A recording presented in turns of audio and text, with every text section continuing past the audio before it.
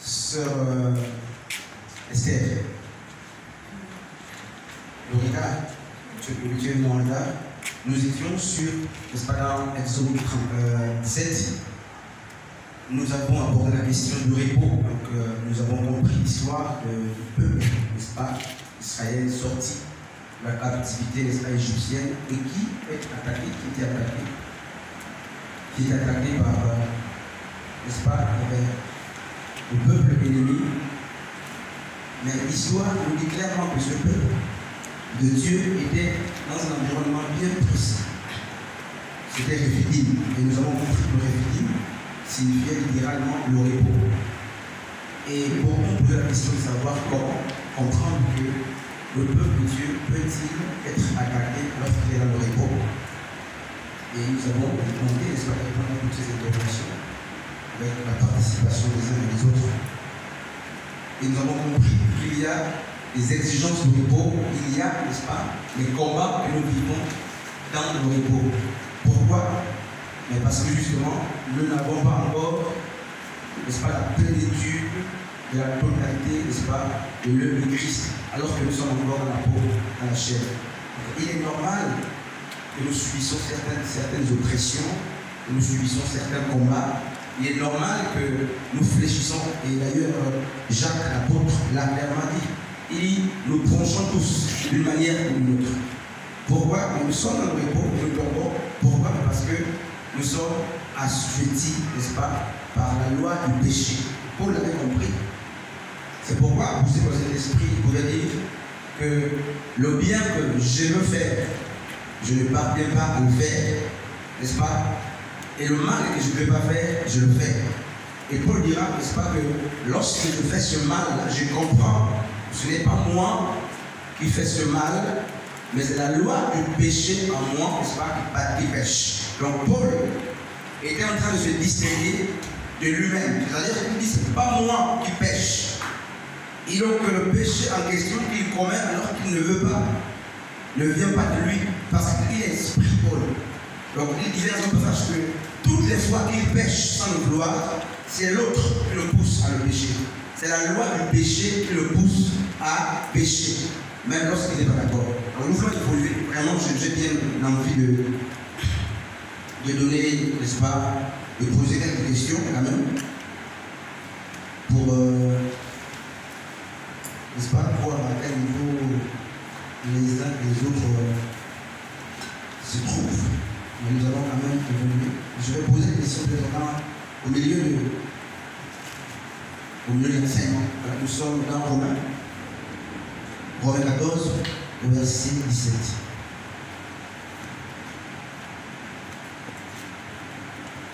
Car le royaume de Dieu, vous n'allez pas le manger, le boire, mais la justice, la paix et la joie par le Saint-Esprit. Voilà.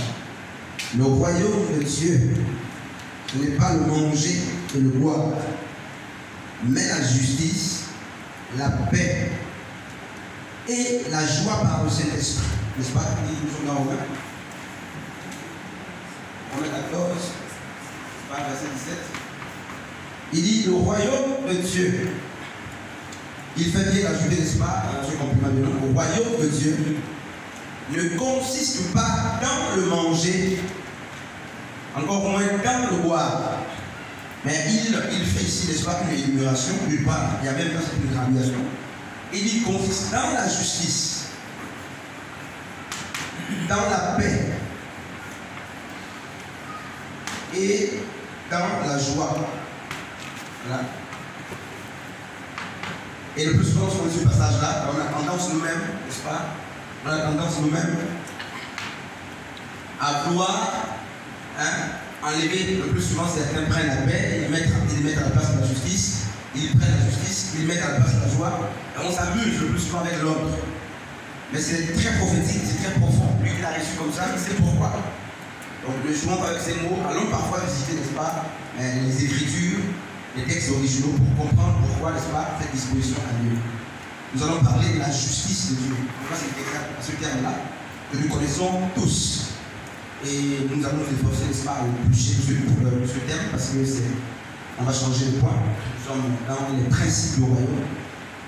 Nous avons dit que les principes du royaume, ce sont n'est-ce pas, l'ensemble des éléments qui régissent le bon fonctionnement du royaume. On a cité plusieurs principes du royaume, parmi, n'est-ce pas, lesquels il y a eu la foi, la paix, l'amour, même le repos. On a cité plusieurs principes, même la sanctification est là le principe du royaume. Et là, nous voulons parler de la justice. De la justice, c'est quoi la justice? Pourquoi la justice? À quoi est-ce que, n'est-ce pas, Paul fait allusion lorsqu'il dit que le royaume de Dieu ne consiste pas dans le manger, dans le boire, mais dans la justice, dans la paix et dans la joie. Marika, la justice d'une manière générale, c'est quoi la justice? Sur la justice, tu as déjà entendu parler, frère Sam, la justice, c'est quoi? La justice, pas la justice de Dieu, la justice telle qu'elle se citée, n'est-ce pas? Parce que ce n'est pas un mot biblique, ce n'est pas un mot chrétien, voilà, c'est un mot qui existe naturellement et qu'on peut trouver dans lui, la justice. Oui.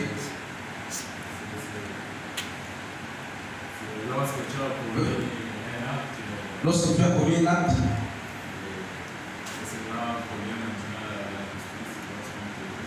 lorsqu'on te juge, donc le frère dit que la justice vient du fait que quel acte est commis et du jugement. Pour faire justice. Donc le jugement, d'après le frère Sam, le jugement a pour objectif de faire justice. C'est ça après ça, ok? Sur les lits, la justice. Sur grâce, sur les lits, c'est quoi la justice? D'une manière simple. La justice sur grâce. La droiture, ok? La surgrâce dit que la justice, c'est la droiture. Hein? Sur les lits, la justice, c'est quoi? La conformité, c'est la version de l'idée, c'est bien. On espère sur Esther, la justice. Ce qui est véritable, ce qui doit être, ce qui est vrai. Hein? Ok? Le ma'al, la justice. C'est quoi la justice? Ma'al. Ce qui est vrai, hein, sur Darlene. Le fait d'agir selon ce qui doit être fait. Ok. Merci frère Zétique, la justice. Là encore, ça dépend vraiment. Parce que bon, oui, la justice, ça dépend parce que ça peut être tiré du fait d'être juste. Si on parle par exemple de justice en tant que conformité, en tant que ce qui doit être fait en étant juste. Maintenant, il y a aussi la justice dans le sens de celui qui vient pour juger, en fait. Celui qui vient rendre, en fait, un jugement. Donc, c'est un peu...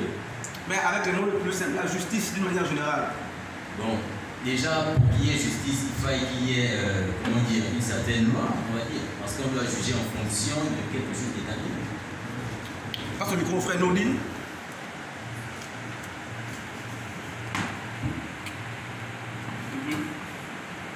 La justice. Qu'est-ce que tu peux dire? Je vais rejoindre la considération de la lettre. C'est ce qui est juste, c'est ce qui est juste. Voilà. Voilà, il y a un point très important que le frère Sédina a souligné. Il disait que, n'est-ce pas, la justice, on ne peut pas parler de la justice s'il n'y a pas la loi. On sort là. Tu peux ajouter quelque chose?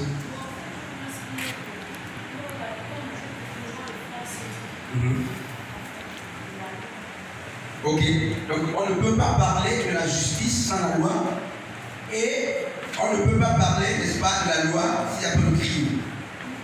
C'est-à-dire le mal. Donc, c'est le mal, n'est-ce pas, qui fait qu'on appelle l'intervention de la loi. Et la loi intervient pour faire justice comme on dit, c'est-à-dire pour récompenser. Donc la justice, hein, sur Esther, je ne sais pas si tu vas ajouter quelque chose. Un mari, la justice, tu vas ajouter quelque chose? Oui, sur Esther. Ah, ok. La justice, c'est donc, les hommes font justice dans, n'est-ce pas, le souci de récompenser. Tout ce qu'on fait, même lorsqu'on a tué, on a volé, n'est-ce pas, lorsque nous sommes conduits devant un tribunal, ça dépend devant lequel nous sommes conduits, ça peut être un tribunal coutumier, ça peut être un tribunal familial, juridique, en tout cas tout ça dépend. Ce qu'on vise, c'est la récompense, c'est-à-dire que Jésus a dit quoi? Jésus a dit que Galates, nous sommes dans Galates 6. Galates 6. C'est la page, on peut lire, Galates 6, par verset 7. Mahan, sur la page. Galates 6, verset 7. Ah, verset 7. Oui, la parole dit dans Galates 6, à partir du verset 7. Ne vous y trompez pas. Ne vous y trompez pas. On ne se moque pas de Dieu. On ne se moque pas de Dieu. Ce qu'un homme aura semé, il le moissonnera. Il le moissonnera. Merci, Pasteur David. C'est Paul qui parle. Il dit ne vous trompez pas. Et il dit plus loin, c'est très grave. Il dit on ne se moque pas de Dieu. Pourquoi? C'est grave, hein, frère. Et après, il dit ce qu'un homme aura semé, il le moissonnera. Donc, peut-être que nous sommes là, si nous sommes des moissonneurs, on comprend simplement que, frères et sœurs, lorsqu'on part de la moisson, on part de la récolte. Et, n'est-ce pas, la récolte, on ne peut pas parler de la récolte s'il n'y a pas eu un sémail, s'il n'y a pas eu, n'est-ce pas, quelqu'un qui a planté quelque part. Et donc, pour lui, on ne se moque pas de Dieu. Pourquoi? Mais parce que plusieurs, à cette époque-là, et même à notre époque, pensent que leurs semences resteront dans la terre, n'est-ce pas, sans porter des fruits. Parce que plusieurs à cette époque, et même à notre époque, estiment que leurs actions vont certainement rester dans la nature sans avoir d'effet. Et Paul donc va attirer leur attention pour dire, leur dire, non, non, non, on ne se moque pas de Dieu. Et donc on comprend que lorsque, dans le livre de Psaume, n'est-ce pas, lorsque la Bible dit, n'est-ce pas, que heureux l'homme qui ne s'assied pas à accompagner, n'est-ce pas, accompagner les moqueurs, n'est-ce pas, Paul, le psalmiste, n'est-ce pas, fait allusion à ceux qui insultent la loi de Dieu, ceux qui estiment que Dieu reste silencieux lorsque le mal est commis. Vous voyez, donc quand il parle des moqueurs, il ne peut pas d'abord allusion aux gens qui ouvrent la bouche pour commencer à rire parce que quelqu'un est tombé. Non. Les moqueurs, ce sont ceux qui estiment que Dieu est un Dieu, n'est-ce pas, qui laisse passer sa justice. C'est un Dieu qui laisse passer ce que lui-même a dit. Et la Bible est claire, frère. La loi de l'Éternel ne passera jamais. Et le Dieu que nous prions est un Dieu de justice. Même si nous sommes chrétiens, nous prions à un Dieu de justice. Et c'est ce Dieu qui a dit que l'homme récoltera ce qu'il aura semé. Même dans le royaume de Dieu, nous aurons à récolter, n'est-ce pas, ce que nous semons. Donc, la justice intervient, n'est-ce pas, dans le souci de réparer, dans le souci de donner la raison à celui qui la mérite et de donner le tort à celui qui a tort. Donc, ce principe, même s'il semble, n'est-ce pas, oublié, même si nous le foulons au pied, n'est-ce pas, lorsque nous venons au Seigneur, frères et sœurs, c'est la loi de Dieu et ce principe ne pourra jamais passer. Hein, frère Sam? Ce principe, sœur Dorian, ne passera jamais. Ce qu'un homme aura semé, il le moissonnera au temps convenable. Je vois comme une petite histoire. Un monsieur qui avait tué, n'est-ce pas? Il était seul et voilà, pris par la colère, il a tué un autre. Il a, n'est-ce pas, levé la tête. Et le lendemain matin, il est revenu, n'est-ce pas, au lieu de crier. Quand il revient, il se rend compte que la police était en train de faire le constat. La femme, n'est-ce pas, de messieurs pleurait. Les enfants, 6 enfants de ce monsieur pleuraient. Et la famille également était en train de pleurer. Et lui également, lui qui a tué, à cause, n'est-ce pas, de la forte émotion, lui aussi il pleurait. Et l'histoire dit, n'est-ce pas, que pendant qu'il pleurait, une voix lui dit que pourquoi tu m'as tué? Qui va s'occuper de mes enfants? N'est-ce pas, aussi petits sont-ils? Qui va s'occuper de ma femme? Le monsieur était en train de se fondre, de pleurer au milieu des autres. Personne n'a su que c'est lui qui avait tué. Mais la justice humaine était là. La police était là pour faire le constat.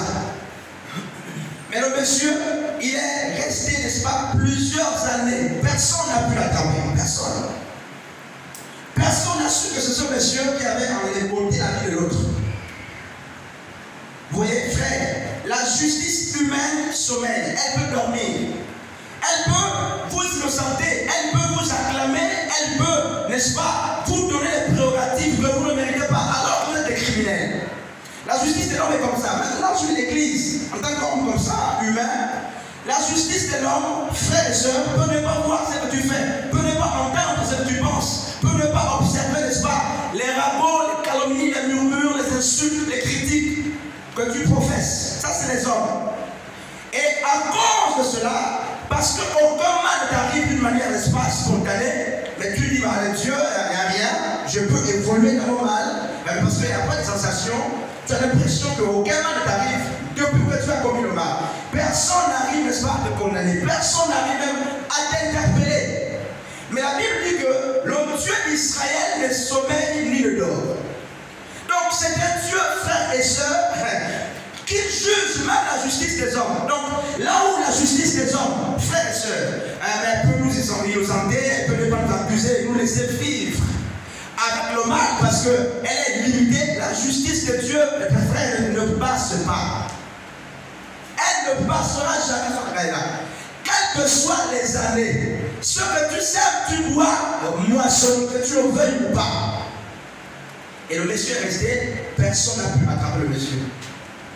Et, n'est-ce pas, il était interpellé par la loi. Ce n'est pas la loi des hommes, parce que la loi des hommes, la justice des hommes, n'avait pas suffisamment de moyens pour saisir le monsieur ou pour même le reconnaître. Et c'est comme ça qu'il va être repris par la loi morale, la loi de Dieu. Donc la vraie justice, ou du moins le premier niveau de justice, commence par l'interpellation de la loi morale. Lorsque la loi morale commence à t'interpeller, c'est là la justice de Dieu. Pourquoi nous le disons? Parce que nous sommes rendus compte qu'avant la promulgation, n'est-ce pas, de la loi, avec, n'est-ce pas, Moïse sur les pierres,